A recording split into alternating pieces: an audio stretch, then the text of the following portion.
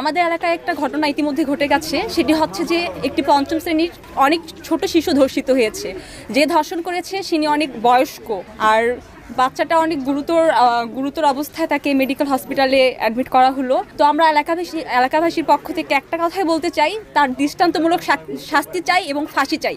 আজকে এই ছোট শিশুর সাথে এই অন্যায়টা করা হয়েছে, কালকে আমাদের ছোট ছোট বোন আছে, তাদের সাথেও এই অন্যায়টি করতে পারবে। তো আমরা এলাকাবাসী তার দৃষ্টান্তমূলক শাস্তি চাচ্ছি এবং ফাঁসি চাচ্ছি। সে বিবাহিত, তার মেয়ে বিয়ে দিয়েছে, সে নাতি নাতনির মুখ পর্যন্ত দেখেছে, সে অনেক প্রাপ্তবয়স্ক, 40+ বয়স হবে তার। আজকে একটা ছোট মেয়ে ধর্ষণ হয়েছে, তো আমাদেরও বাচ্চা কাচ্চা আছে, ভবিষ্যতে যেন এরকম কিছু না হয় তার কারণে সতর্ক হতে হবে। সেই ইয়াতে আমি চাই যে ওনার ফাঁসি হোক, কারণ যে আমাদের বাচ্চা কাচ্চা বড় হচ্ছে এইভাবে। এই কিছুদিন আগে একটা ঘটনা হইলো, ছোট শিশুর সাথে একটা বয়স্ক লোক করলো, আবার আজকে 15 দিন হইলো না, তাতেই আবার একটা ঘটনা হইলো।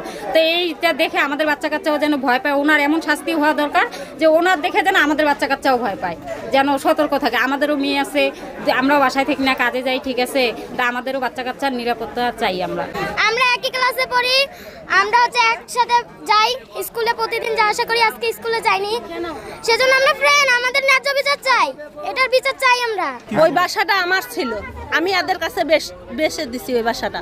আমরা গোসল করতে গেলে, আমার মেয়ে গোসল করতে যাক বা আমি গোসল করতে যাই, আমার মা পেশাব করতে যাক, ওই ছেলে বেড়ার ফুকা দিয়ে ফুচিবারে দেখতো। একদিন ওয়ও সকালে গোসল করতে গেছে, আমিও গোসল করতে গেছি।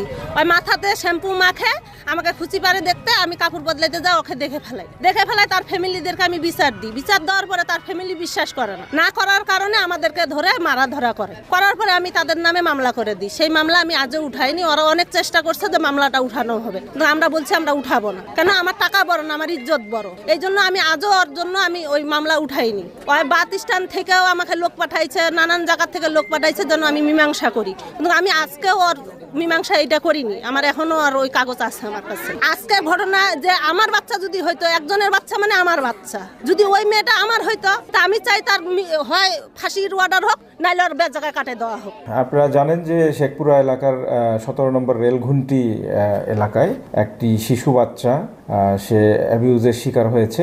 তো সেই ঘটনার সাথে জড়িত যে ব্যক্তি আসামি ফারুক, তাকে আমরা গ্রেপ্তার করেছি এবং এই বাচ্চা শিশুটিকে তৎক্ষণাৎ সংবাদ প্রাপ্তির সাথে সাথেই আমরা উদ্ধার করে যথাযথ চিকিৎসার ব্যবস্থা করেছি। এবং আপনারা জানেন যে এই আসামিকে গ্রেপ্তার করতে গিয়ে আমাদের কিছুটা বেগ পেতে হয়েছে। স্থানীয় জনসাধারণ খুব বিক্ষুব্ধ অবস্থায় ছিলেন, আমরা তাদেরকে প্রশমিত করেছি এবং খুব দক্ষতার সাথেই আমার অফিসাররা এই